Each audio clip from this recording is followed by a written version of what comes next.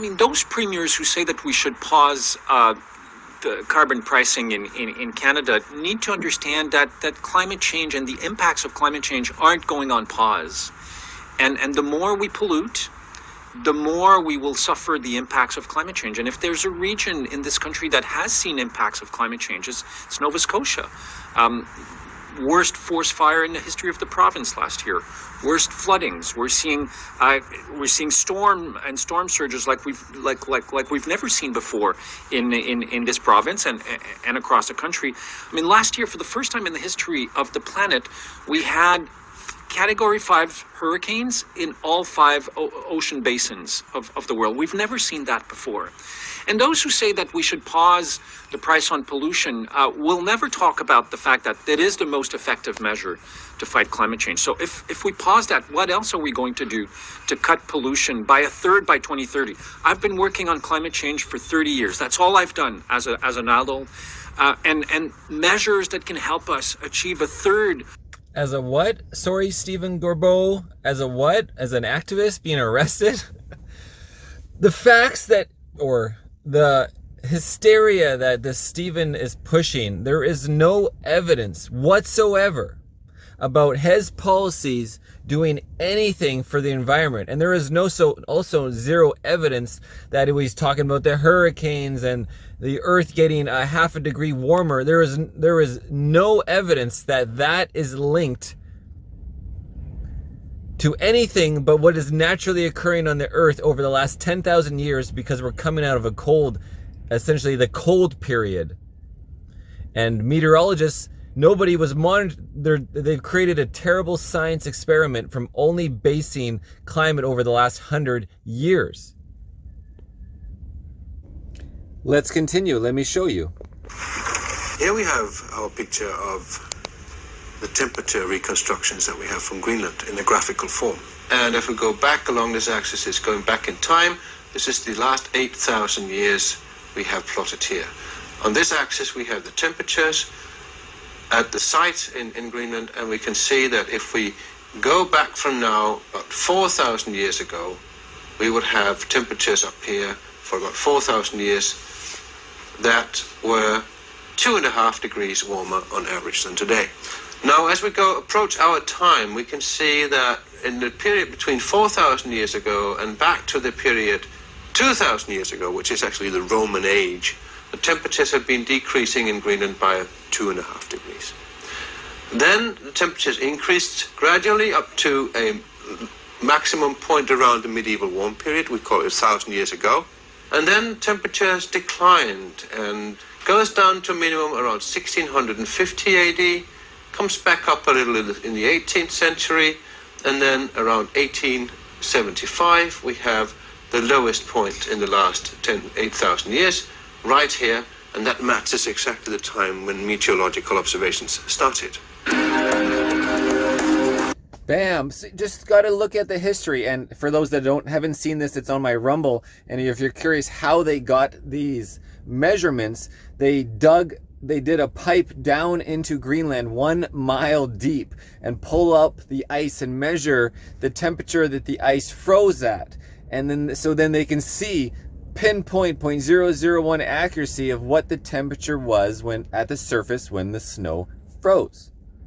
The natural pronounced alteration of warm and cold periods back in time has also been confirmed elsewhere in the Northern Hemisphere. Carbon-14 dating of organic matter from peat bogs and tree rings confirms the pattern. So do data from stalactite caves in China and measurements from North Africa. The problem is that and I agree completely that we have had a global temperature increase in the 20th century. Yes, but an increase from what? Probably an increase from the lowest point we've had for the last 10,000 years. And this means that it will be very hard indeed to prove whether the increase of temperature in the 20th century was man-made or it's a natural variation. That will be very hard because we made ourselves an extremely poor experiment. We started to observe meteorology at the coldest spot in the last 10,000 years. Okay, let's go back to Stephen Guilbeault, who just wants to tax us to death. It's a tax and it's killing us, guys. Canada makes up a very small percentage of the world's impact on anything, let alone the climate. You have China with 50% or so impact on the world, and you have us with our 4 or 5% impact. And anything we do to make us in a depression is not going to change the facts of, even if this was the reason that anything is happening, which it's likely not. The energy dominant right now. Our natural gas is 42% cleaner than Russia's. So why are you supporting Russia and their energy production and not America? Why are you pro-Putin when it comes to natural gas? Let's export liberty, export freedom around the globe, and send our clean LNG to these countries who are currently relying on dictators. Hey guys, Marcel Irnie Racing News. 5 minutes. Thank you, Mr. Chairman. So with this amendment, I don't think any of us are opposed to actually having oversight to understand the health and safety with our fossil fuel productions. We want you to know the truth. We want you to see these reports. But as the gentleman from Wisconsin stated, there was a but in that. Not at this time. At this time, we aren't going to use that to go against fossil fuels, but we will use it later. We have been studying the science of fossil fuels. I worked in the oil and gas industry myself, and I know that no one produces energy better than we do, cleaner than we do. And instead, we have an administration right now that's begging Iran, begging Venezuela, begging Saudi Arabia, emptying our strategic petroleum reserves in the name of a midterm election. This is not in the name of public health and safety. This was in the name of an election to get fuel prices down $1 or $2, so they wouldn't have a complete decimation of their party, and they would still hold on to their levers of power. Bam, guys. Again, this is Lauren Boebert, hypocrisy of the green agenda on my Rumble. Okay, now we're going back to the fool Guilbeault. Of our 2030 objective that are lying around here, low-hanging fruits, they don't exist. It's simply not true. And those premiers never talk, including people, never talk about the fact that 8 out of 10 Canadians who pay carbon pricing in the province that are subjected to the federal system receive more money than what they pay back. So what they want us to do is they want us to get rid of the most effective measure to fight climate change, and they want to take us money away from people at a time of affordability. That makes absolutely no sense. Merci, prochaine question. Zach Powell, Global News. What do you make of premiers who are of the Liberal? I think it makes money, even opposition, Nova Scotia have both called on you to at least pause this carbon tax. I would answer them the same thing I've answered previously. I mean, whether you're a Liberal premier, whether you're a Conservative premier, the reality of climate change won't change. The fact that we are seeing more and more the impacts of climate change. You want to talk about cost to Canadians? The impacts of climate change is costing Canadians 10 times more now than it did 10 years ago. It was about $200 million per year about a decade ago. It's $2 billion per year. We're all paying for that. Like, it's not on our energy bill, and you don't see it every day or every month on your energy bill, but it's there. We are paying, and the more we pollute, the higher that cost will go. And you know, we're talking about economic costs, but last year we had to evacuate the capital of one of our territories because of forest fires. We had to send, for the first time in the history of Canada, we had 4 provinces who asked for the help of the Canadian Armed Forces in one summer to fight forest fires. We've never seen that before in the history of Canada. So those premier who say we should pause this. I love how he's connecting forest fires, so the cost of fighting forest fires. That's why we should all pay another 23% for fuel at the pump, for fuel, and then create massive more and more inflation, because now everybody's paying 23% more carbon tax. So the products from the lumber to lumber the wood is 23% more carbon tax. To ship the wood to the refinery is more. The refinery has to heat the building, run the machines. They're going to pay 23% more carbon tax. the wholesaler to get them shipped to the wholesaler to then run it, to run the employees. Everybody's paying more. Everything costs more. The pencils cost more. The food costs more. The RVs cost more. The windows cost more. The carpet costs more. Everything costs more. Everything's going up. You're just increasing inflation with, not even with your excessive spending, but making us pay you more so then you can spend more money on your military industrial complex, your wars in Ukraine, and you're continuing on to force genocide on the people, and your COVIDism bullshit, just wasting money on the ArriveCan app. Just waste. So we should pay you more because there's forest fires that you forget to mention that were what was the percentage of it, Stephen, that were arson? Maybe we should be going after the people lighting the fires. When you have 80-90% of the fires are arson, and you have single people who are caught from the previous arsons from the year before who have been charged with setting, 70 or 80 fires for one person? One person setting 80 fires. And they're not losing their hand? No, the Liberal government's probably paying to defend them. Like, it's just I'm joking, but the irony is there. Need to tell us what they are doing and what we should be doing to fight climate change that will achieve the same results at the same cost. And I've been doing that for 30 years, and it doesn't exist. Simply doesn't. I mean, in fairness, too, he's not allowed to switch into green energy, but that's beyond the point in Muskrat Falls. What would you say to small independent cab drivers or tow truck drivers or truckers who rely on fuels such as diesel and gasoline that now their prices are going up? Well, I'd say a couple of things. I mean, we have incentive programs to help many of them transition to electric vehicles, and many of them are doing. Oh my God, the electric vehicle is not a replacement for your semi-truck. The electric vehicle is not a replacement for your truck, your F350, your F450, F550. It's not even a replacement for the F150. The tests are on YouTube. It's a complete failure. You can't even pull a small size little motorcycle trailer to the freaking next city and back without being dead on the side of the road with your battery swamped. They cannot pull weight. Electric vehicles are just pleasure toys. That's all they are. They're good for pleasure. They're good for little commutes, but what they really are is good as a supplementary benefit to an already gasoline vehicle. It could be a hybrid. That is the only benefit. If there was a replacement, if there was the industry's technology was there and the hydrogen cars or whatever is the future was there, then it would sell itself. No, the government regulation is not changing the fact that there's no technology to replace these things. You're just making us in a depression so we can't afford to eat. We can't afford entertainment. You want to supply us with the MAID program. Well, I think you, Stephen, and freaking Trudeau and Chrystia Freeland should apply yourself to your own MAID program. It, while at the same time working with our partners in the United States to ensure that internal combustion engines that are still being used are more and more efficient, so that they don't have to pay as much for gasoline. But the reality is that we have no control over the price of the price of gasoline. The increase on the price of carbon pollution will be you have how much of a Canadian liter of diesel or gasoline or natural gas, how much of that is government regulated taxes? And I'm sure he's going to give us some bullshit number right now.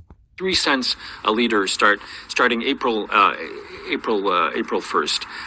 In the last 2 years, between 2019 and 2021, refining margins in Canada went up by more than 20 cents. It's funny that the premiers never talk about that. They really want to talk about the 3 cents of relating to carbon pricings, but we'll never talk about the fact that there's price gouging happening by refineries in Canada. Well, let's go find out the information. So, popped up here from 2015. So, just going to show you an example of what Canadians were charged in 2015 on their pump, based on 60 liters of gasoline. And back in 2015, that was a base price of 70.7 cents a liter they're picking here. Now it's in the summer, it's over $2 a liter. It's it was like up to $2.20 a liter on diesel. So, but even just then, look, for Alberta, it was $42.42. And then with the government taxes, 42, that would be for $85. That's more than double. The tax is more than half, guys. It is around 60%. British Columbia, 42 to 99. Manitoba, $42 to 98. New Brunswick, even more, $42 to 108. What is the percentage on that? Look at this. Newfoundland to 109, 42 to 108. I mean, it's always, the cost of gas was 42, and then the tax is more than doubling it. Prince Edward Island, the worst being Nova Scotia and Newfoundland, guys, 109. So what is 42 to 109? So just doing some simple math, 42, it's from 42 cents to 108, which is 258%. That's 258% to get up to the $108 or $1.08, guys. And here's another way to look at it, guys. 38.5 is the actual percentage of the cost of the fuel. So of the 109 and 42 cents, with the $1.09 and the 42 cents being the actual cost of the fuel from the manufacturer, so only 38% is the cost of fuel. The rest is tax. And thus, 61.5% is tax. 61.5% of your price at the pump is tax in 2015. And now it's gone up even more, of course. Let's move over to the Toronto Sun, an article, or we can watch the video. Now keep in mind, this article is from 2 years ago in 2022, before the next carbon tax hike. And then we had the 23 and now we have the 24. It just keeps adding up. Let's go at it. Goldstein of Sun Media, and I'm here today with Sun Media's esteemed columnist from out west, Lauren Gunter. And Lauren, there's so much going on in the world today, we can barely keep up. But one of the things that's about to happen is that Justin Trudeau is about to raise his carbon tax by 25% on April 1st from 8.8 cents per liter to 11 cents per liter. Given all that's going on in the world right now with energy security and energy prices skyrocketing because of a number of reasons, tragically the war in Ukraine, but also we're still trying to recover from the COVID-19 pandemic. What do you think about hiking the carbon tax right now by 25%? Yeah, it's absolutely the wrong time to do it, and it's counterproductive. I mean, the reason that the carbon tax was brought in was to make using gasoline more expensive, using home heating fuel more expensive, so you wouldn't use as much of it. Well, the rise in oil prices, the rise in prices at the pump, inflation have already made it difficult for people to afford to fuel their cars, to drive the kids to soccer or hockey, to heat their home as warm as they'd like it in the winter. All of those things are already being achieved by market forces. So the only reason the government would then bring in an added tax on top of that would be because it likes the money. It wants the income, and it has nothing now it's separated the reason for bringing in a carbon tax from the effect of the carbon tax, and it's now just another tax. There's no moral there's no moral angle to it at all. Exactly. I agree. I also think people don't understand the number of taxes there are on gasoline already. There are provincial taxes, which have nothing to do with the carbon tax.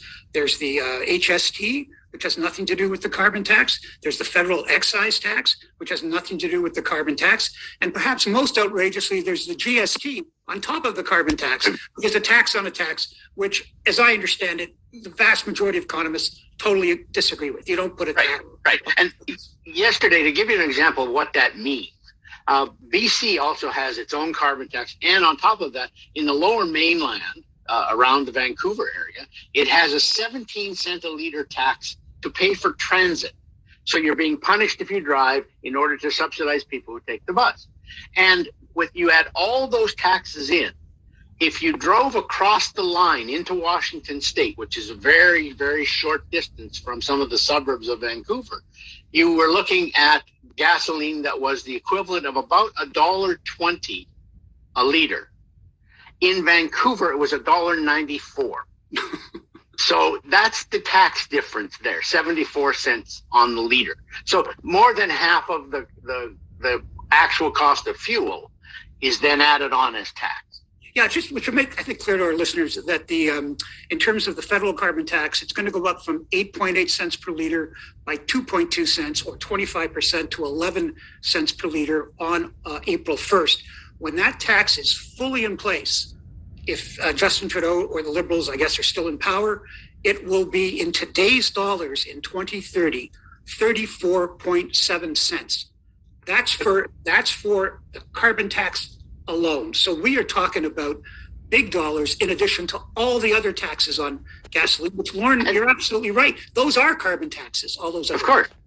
But also, like every other revenue stream, governments get addicted to the cash. It doesn't matter what the purpose of that tax initially was, to fund schools, to cut down carbon emissions, to do whatever. Eventually, governments just get addicted to the money. Okay, guys, so we're kind of putting the picture together. They're just addicted to taxing us to death. They're addicted to the money, and they're trying to run their globalist reset, their WEF Agenda 2030, and there is no technology to support it. The infrastructures can't even handle the electricity, the charging of electric cars, let alone my electric one-wheel. So let's keep going with this asshole who should still be in jail, Stephen Guilbeault. That is worth 7 times the price on pollution. If they should be outraged about something, let them be outraged about that. Never hear them or Pierre Poilievre talk about that. I find that quite interesting. Thank you, Michael. Any more questions from the audience? And there's Keith Corcoran from Lighthouse Now. Actually, I'm just going to go back to my friend there from Radio Canada. I think he asked a question in French that was answered in French that may not have been translated to English.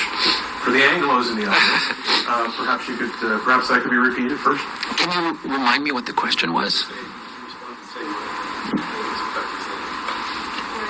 And that's why I'm an Anglo. So there you go. My question, Minister, is what problem is fixed with today's announcement?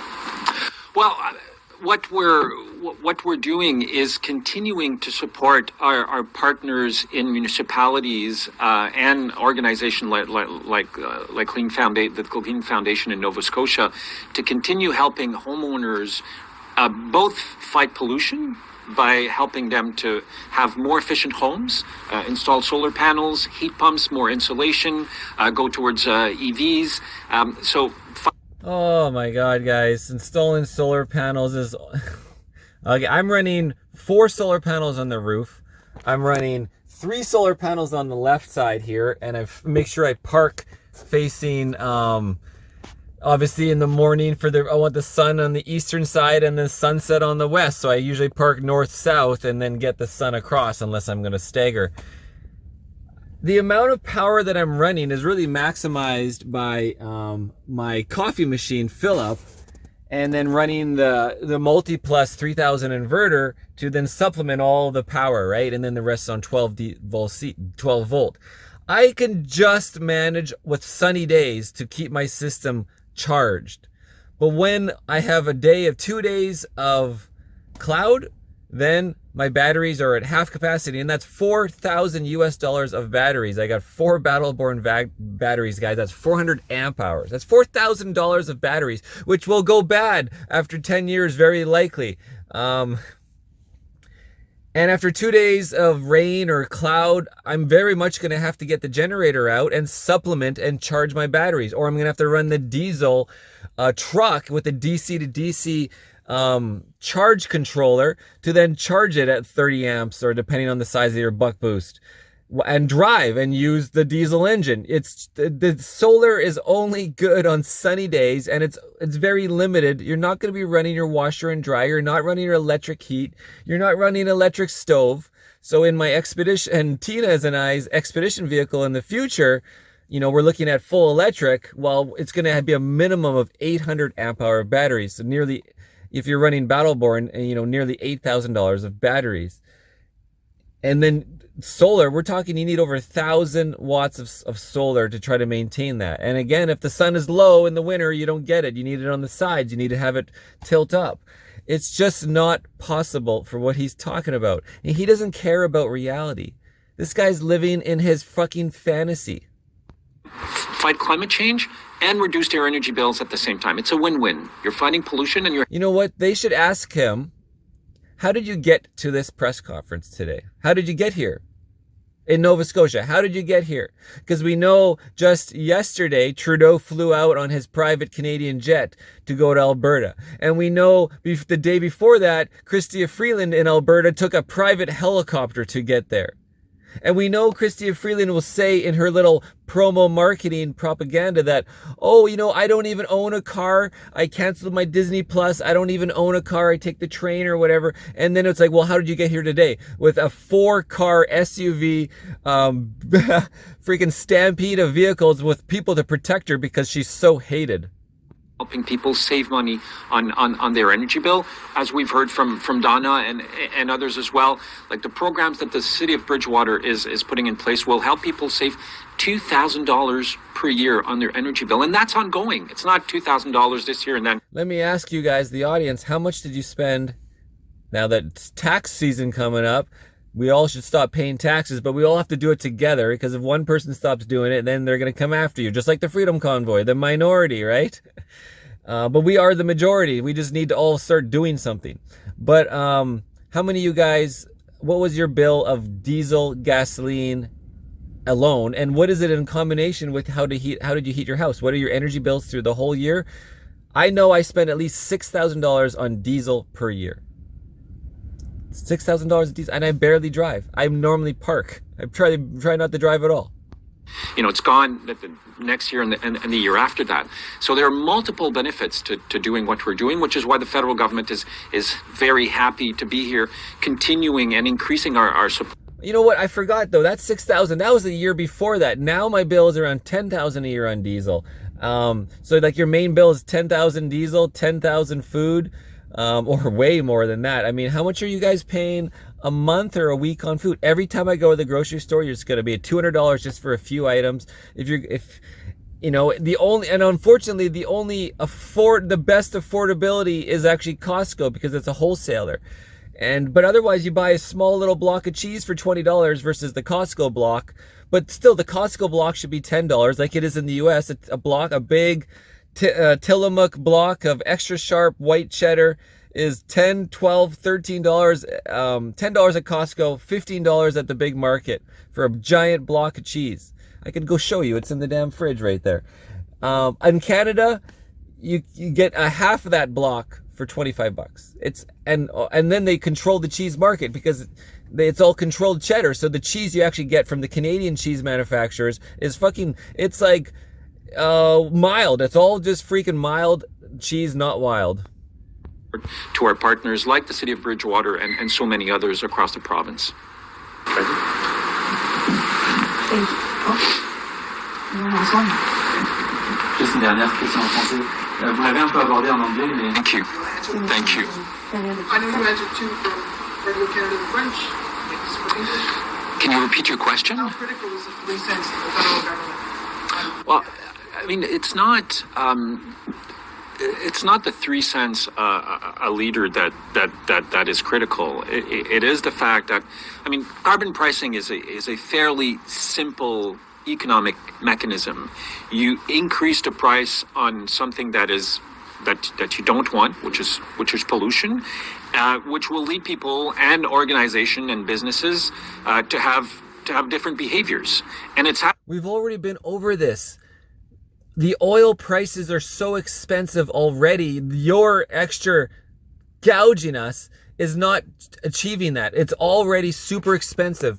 Literally, to just drive to the grocery store, you have to think about, like, I can't even make it across town without spending $10 just to get there, or $20 to get there. It's so expensive just to do anything. To even just go visit your friends from Kelowna to West Kelowna. It's like, oh my God, I have to spend $20 just to get over to TJ's house. And then $20 back. It's already super expensive. You don't need to kill us, you asshole.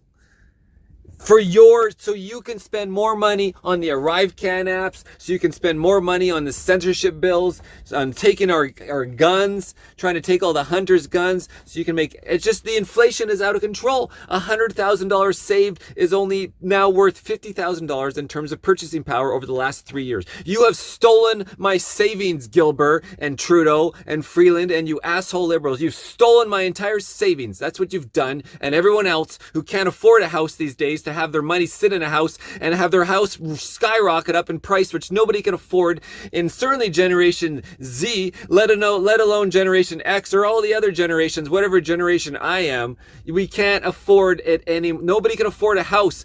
You want to put us all in this fractional banking system where we all borrow fake money from the bank that doesn't even exist and perpetuates the problem. In Canada. I mean, when we came into power in 2015, Canada was going to overshoot our 2030 targets by at least 12%. And now we're 7% below our 2005 levels. The difference between the two is the equivalent of removing from our roads 16 million vehicles. Imagine if we added 16 million vehicles in terms of air pollution. Imagine if we used our own resources in the ground instead of paying ridiculous prices from abroad. Imagine if we didn't fund proxy wars of NATO and the US to continue the military-industrial complex. War is peace, perpetual war. Imagine all this excess money that we could put into our health system, into our water infrastructure, into our roads, into our community. No. You know what? I'm done with this asshole. Goodbye, guys. We're done. Irnieracing out. Like, subscribe, and share.